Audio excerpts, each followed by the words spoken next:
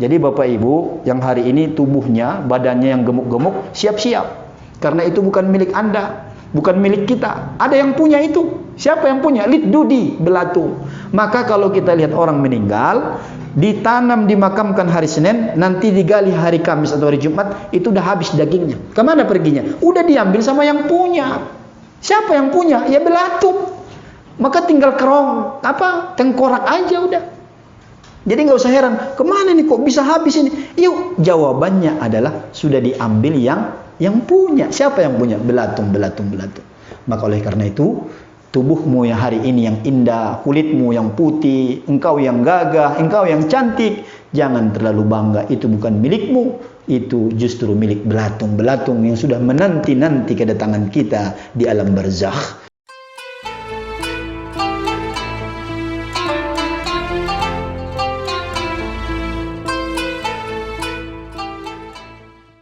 Assalamualaikum warahmatullahi wabarakatuh.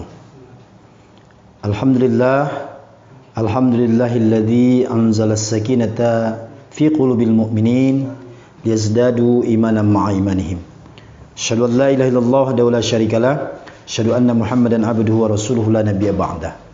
Allahumma shalli wa sallim wa karrim ala sayidina Muhammadin wa ala alihi wa man da'a bi da'watihi wa sanna bi sunnatihi ila yaumil liqa rabbih. Rabbi shrah li sadri wa yassir li amri wahlul 'uqdatam min lisani yafqahu qawli. Subhanaka la ilma lana illa ma 'allamtana innaka antal alimul hakim. Shadaqallahul azim. Bapak Ibu, saudara-saudara di mana saja pun berada saat ini, semoga kita semua senantiasa dalam lindungan dan bimbingan Allah Subhanahu wa taala. Amin ya Allah ya Rabbal Alamin. Kesempatan yang sangat baik ini kami ingin mengajak kita semua untuk mendengarkan satu nasihat dari seorang hamba Allah yang istimewa. Kenapa saya sampaikan istimewa? Karena hamba Allah ini Allah sebutkan namanya di dalam Al-Quran. Bahkan bukan hanya disebutkan, namanya menjadi salah satu nama surah dalam Al-Quran. Bapak Ibu saudara-saudara pasti sudah bisa tebak, yaitu namanya surah Luqman. Luqman yang kita kenal namanya dengan Luqmanul Hakim. Sebenarnya Hakim itu adalah gelar beliau. Gelar itu yang memberikan Allah. Allah yang menciptakan alam semesta ini, itulah yang memberikan gelar itu kepada Luqman. Jadi yang memberikan gelar Allah, gelarnya apa? Diberikan Allah. Al-Hakim. Apa Al-Hakim maknanya? Kebanyakan diantara kita memahami Al-Hakim, orang yang bijaksana. Padahal kalau kita lihat penjelasan ulama, Al-Hakim itu didapatkan Luqman adalah ada sebabnya. Sebabnya ada 3, tapi kesempatan ini hanya satu yang kami sampaikan.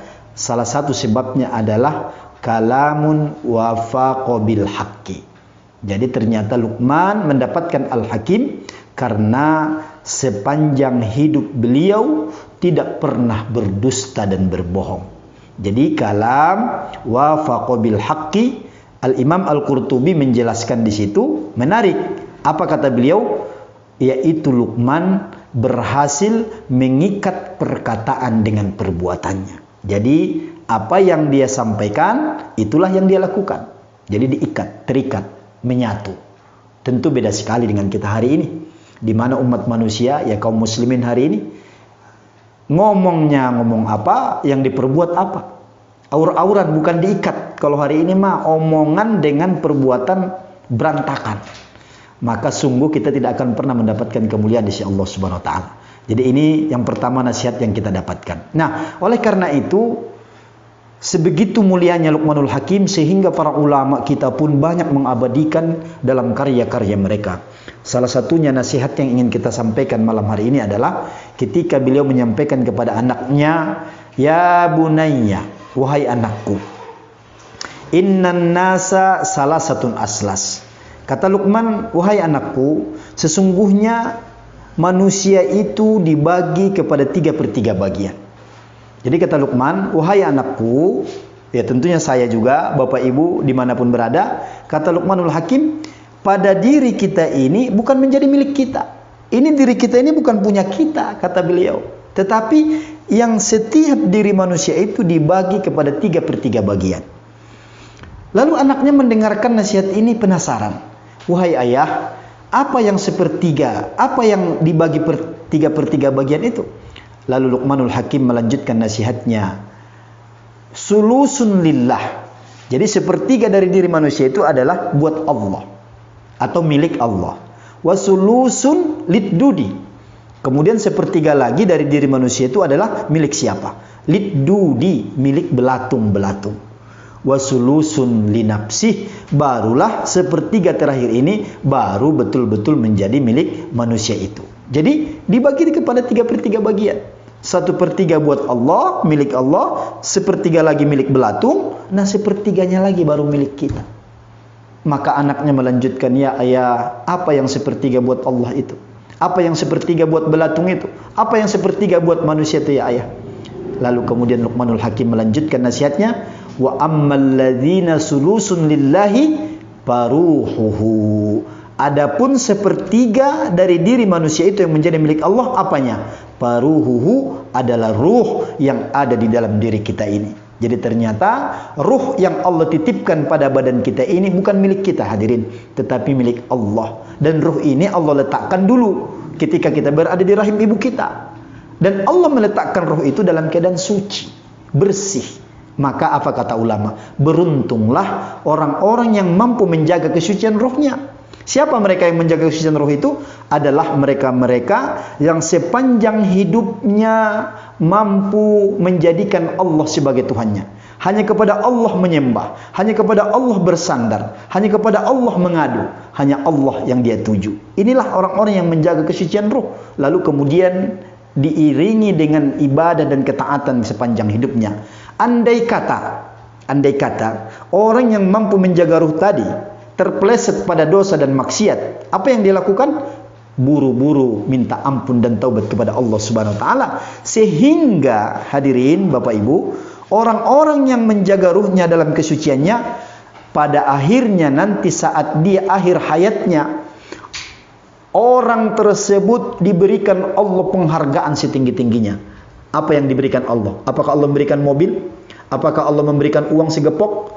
Ketika orang itu mau sakaratul maut, ternyata tidak. Lalu apa yang diberikan Allah? Kenapa dikatakan pemberian hadiah yang terbaik? Ternyata orang yang mampu menjaga kesucian rohnya pada nanti sakaratul maut. Apa kata Allah? Ya ayyatuhan nafsul mutmainnah. Tuh, wahai diri yang tenang, wahai jiwa yang tenang. Apa kata Allah? Irji'i ila rabbiki radiyatan maradiyah fadkhuli fi ibadi wadkhuli jannati. Wahai jiwa yang tenang, keluarlah engkau, kembalilah kepada Tuhanmu, silahkan masuk ke dalam surgaku, kata Allah kepada orang-orang yang saat itu sakaratul maut. Karena manusia pada saat itu semua punya harapan yang sama, mereka mendapatkan pertolongan dari Allah. Tapi orang-orang yang mampu menjaga kesucian ruh, bukan hanya ditolong sama Allah, tapi digembirakan dengan menetahkan malaikatnya 2 orang dengan wajah senyum dan tampan.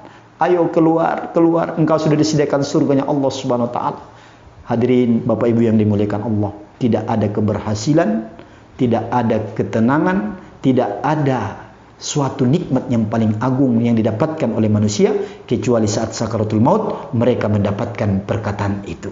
Tapi sebaliknya, orang-orang yang tidak mampu menjaga kesucian roh, Allah bukan memberikan hadiah, Allah bukan memberikan penghargaan, tapi orang tersebut justru dihinakan oleh Allah Subhanahu wa taala. Bagaimana cara Allah menghinakan orang itu? Juga dengan ucapan apa kata Allah? Ya ayyatuhan nafsul khabisah. Wahai diri yang kotor, wahai diri yang berbuat maksiat dan dosa, wahai diri yang selalu melakukan kesalahan lalu tidak pernah berniat untuk taubat. Lalu kata Allah, irji'i, kembali juga Bapak Ibu yang dimuliakan Allah, seperti yang pertama tadi. Cuman kalau yang pertama tadi kembali kepada surganya Allah, kalau yang ini irji'i, kemana kita kembali disuruh Allah? orang-orang yang tidak mampu menjaga kesucian ruh, irji'i ila jahannama wa azabun alim. Kita dipersilahkan untuk siap-siap menuju jahannam wa azabun alim. Itulah azab yang paling pedih. Tidak ada satu pun penderitaan yang akan kita rasakan manusia kecuali saat sakaratul maut. Justru Allah berlepas diri, bahkan bukan hanya berlepas diri, tapi justru kita dihinakan Allah Subhanahu wa taala. Nauzubillah wal yauzubillah min zalik. Yang kedua, kata Luqmanul Hakim, wa ammal ladzina sulusu lidudi. Adapun yang sepertiga bagi yang menjadi milik belatung itu apa? Fajismuhu, adalah tubuh kita manusia ini. Jadi Bapak Ibu yang hari ini tubuhnya, badannya yang gemuk-gemuk, siap-siap. Karena itu bukan milik Anda, bukan milik kita. Ada yang punya itu. Siapa yang punya? Lidudi, belatung. Maka kalau kita lihat orang meninggal, ditanam, dimakamkan hari Senin, nanti digali hari Kamis atau hari Jumat, itu udah habis dagingnya. Kemana perginya? Udah diambil sama yang punya. Siapa yang punya? Ya belatung. Maka tinggal tengkorak aja udah. Jadi nggak usah heran, kemana nih kok bisa habis ini? Yuk, jawabannya adalah sudah diambil yang punya. Siapa yang punya? Belatung. Maka oleh karena itu, tubuhmu yang hari ini yang indah, kulitmu yang putih, engkau yang gagah, engkau yang cantik, jangan terlalu bangga. Itu bukan milikmu, itu justru milik belatung-belatung yang sudah menanti-nanti kedatangan kita di alam barzakh. Yang ketiga, kata Luqmanul Hakim, wa ammal ladzina sulusun li nafsi, dan yang sepertiga bagi diri manusia itu. Nah, ini yang buat kita hadirin. Apa itu kata beliau? Fa'amaluhu, itulah amal-amal. Salat 5 waktu yang disiplin kita kerjakan, itulah yang menjadi milik kita. Berbakti kepada kedua orang tua, itulah yang menjadi milik kita. Baik, kemudian sayang kepada tetangga, itulah yang menjadi milik kita. Berkontribusi langsung dalam penyebaran Islam ini, itulah hadirin yang menjadi milik kita. Lalu kemudian ada yang bertanya, lalu bagaimana Pak Ustadz? Kalau di umur saya yang sudah tidak muda lagi, yang sudah 60, belum ada persiapan, lalu bagaimana nasib saya?